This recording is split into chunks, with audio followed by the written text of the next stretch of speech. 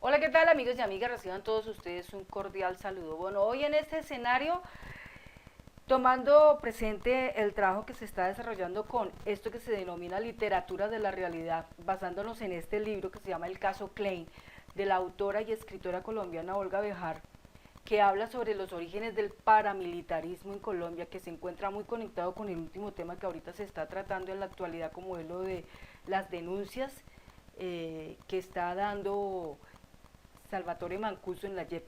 Entonces, este libro tiene en parte un tanto de historia que remonta desde ese tiempo, desde el año 1987 para acá. Entonces, el capítulo que hoy vamos a estar tratando es el capítulo número 13, se titula Antigua. Es un capítulo, válgame que muy cortico, entonces vamos a tomarlo todo en este video. Entonces vamos a empezar. Bienvenidos.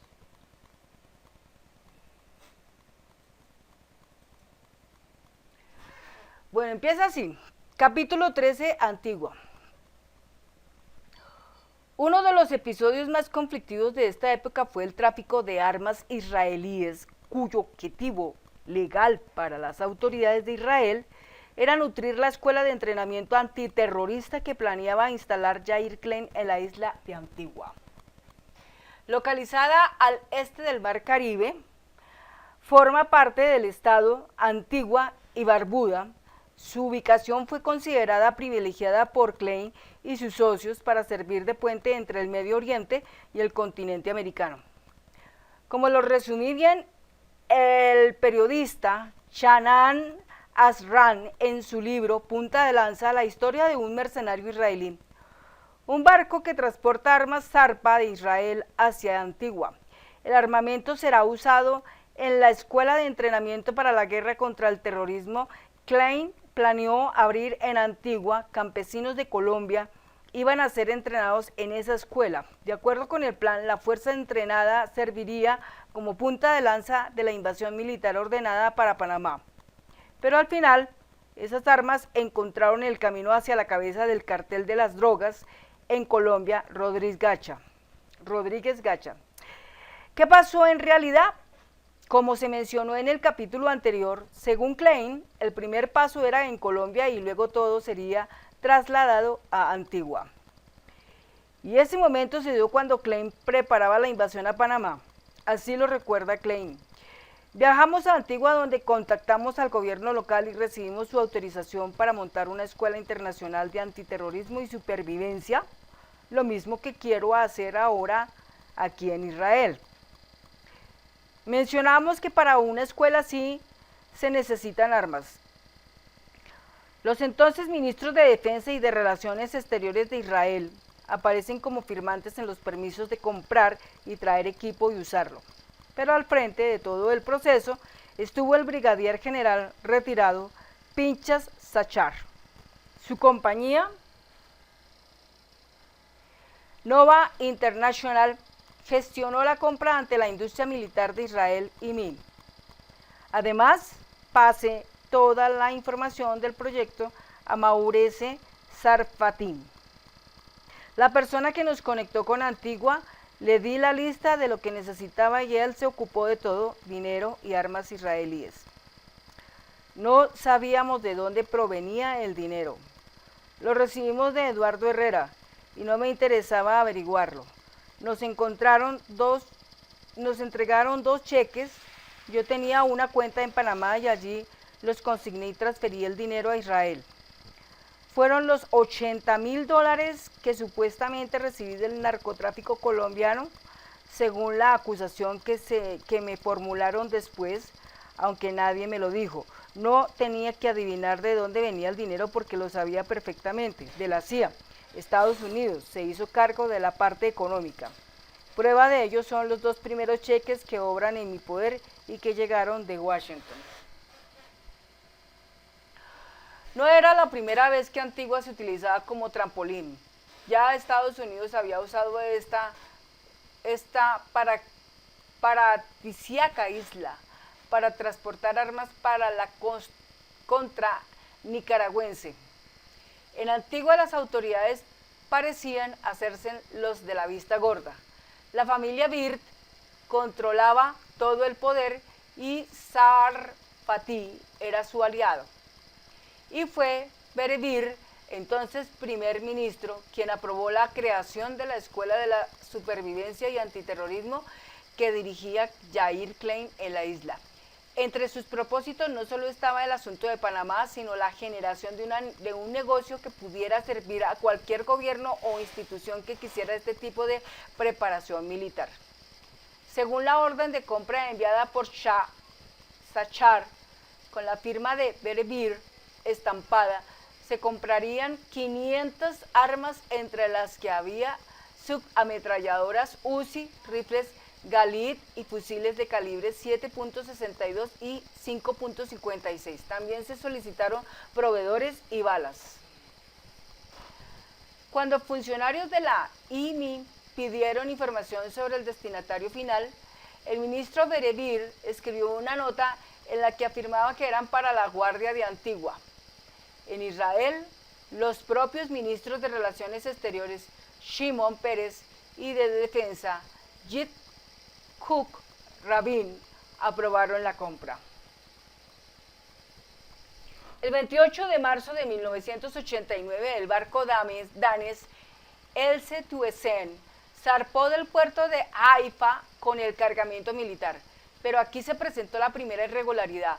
La declaración de aduanas indicaba que se trataba de repuestos industriales y no de armas. ¿El argumento? Razones de seguridad. Al parecer no era la primera vez que esto sucedía, pero al llegar a Antigua, el contenedor pasó directamente a otro barco, el Sea Point. El rastro se perdió hasta cuando hubo un allanamiento a una finca del narcotraficante González Rodríguez Gacha y allí apareció parte de ese armamento. El gobierno colombiano elevó su protesta y la IMI comprobó que las series de los Galit y las Uzi encontrados en la hacienda del Capo provenían del cargamento enviado a Antigua.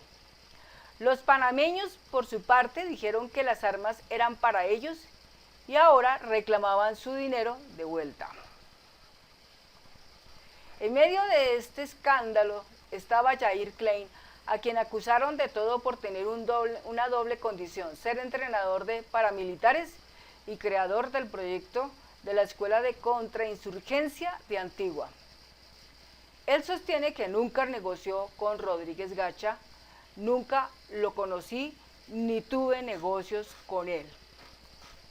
A Israel lo culparon de haber mandado armas de manera ilegal a Antigua y dijeron que era Yair Klein. A Israel lo acusaron, pero el envío de armas a Antigua fue absolutamente legal. El problema es que en Antigua, cuando estalló mi escándalo, se refiere al video presentado en televisoras de Colombia y Estados Unidos, cogieron un documento de mi compañía, Spearhead, o sea, entre paréntesis, punta de lanza, cambiaron todo el contrato, se trataba de cartuchos y repuestos de armas, no de armamento, borraron la palabra armas y escribieron proveedores de balas. Y yo dije, pero si voy a hacer una escuela, ¿para qué proveedores de balas?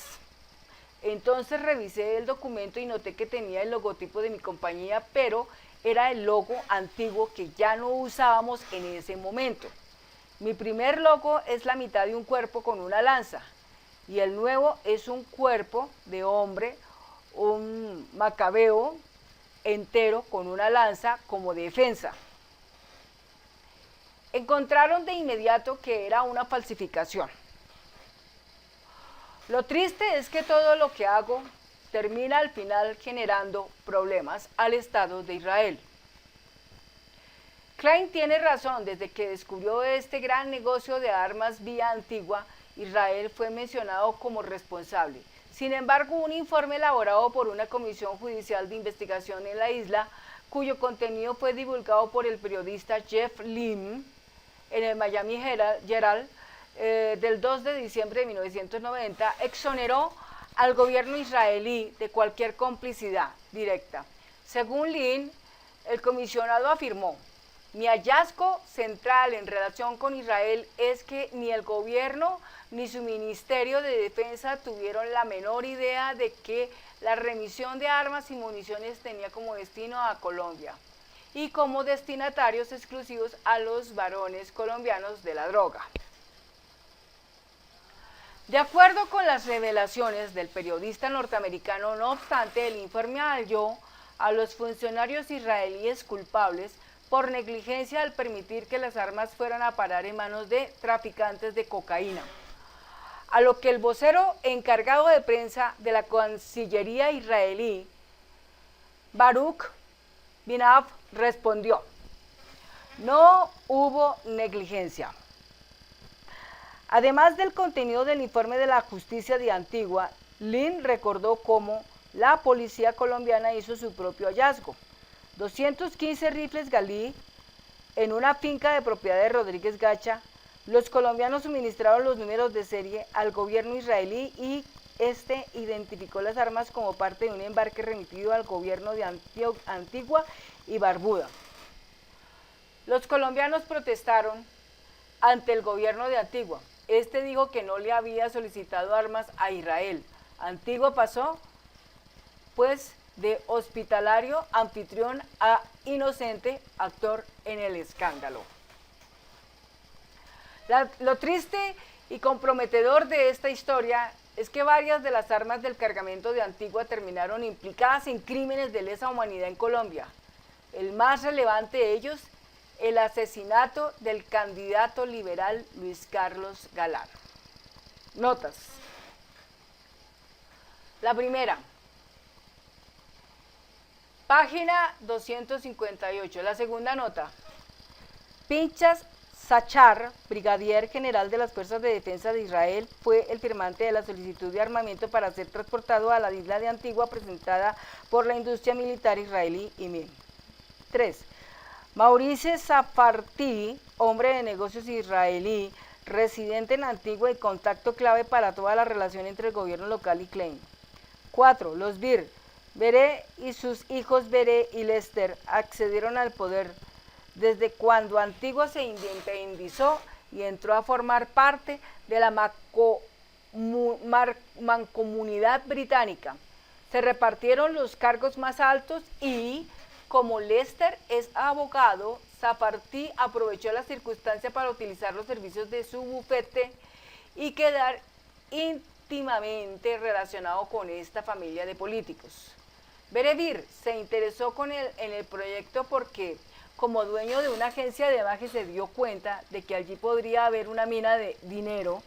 Todos los alumnos podrían arribar a Antigua mediante la gestión de su oficina. 6. Arran, página 274. 7. Según un artículo publicado en el diario El Tiempo de Bogotá el 6 de agosto de 1990, los marineros del Seapoint fueron contratados para la operación a través de la empresa Sea Gulf Overseas, Inc., registrada en Panamá y propietaria del buque Seapoint, nave que en abril de 1989 trajo el material bélico hasta aguas jurisdiccionales colombianas en proximidades al departamento de Córdoba. 8. Macabeo, integrante del movimiento de liberación judío que luchó por independizarse del rey Antíoco IV en el siglo II a.C. 9. Anatomía del escándalo Klein. El Tiempo, Bogotá, 2 de diciembre de 1990. Enlace internauta ver www.eltiempo.com/documento/mam-27 todo esto entre paréntesis. Bueno, amigos y amigas, entonces ahí llegamos a la página 133 de este capítulo 13 que se llama Antigua. Hemos podido conocer lo que realmente pasó en ese entonces, en esa fecha, cómo se van desenlazando, desenredando los hilos que mueven esta historia, los nudos que aprietan esta historia, para al final poder darnos cuenta de algo muy importante. todo lo que hoy se está afirmando sobre lo que dice Salvatore Mancuso de Francisco Santos es verdad. Sobre lo que se dice también de Álvaro Uribe Vélez es verdad. Entonces, vale que nosotros no solamente nos anclemos en esta historia del caso Klein, sino que también tomemos la iniciativa y el ánimo y la motivación para seguir investigando todas estas historias a través de otras fuentes de información. Bueno, entonces para el próximo video estamos empezando con el capítulo 14, que tiene como título Soacha. Va a ser muy interesante este capítulo. Entonces, que tengan un hermoso día y nos vemos en el próximo video. Hasta pronto.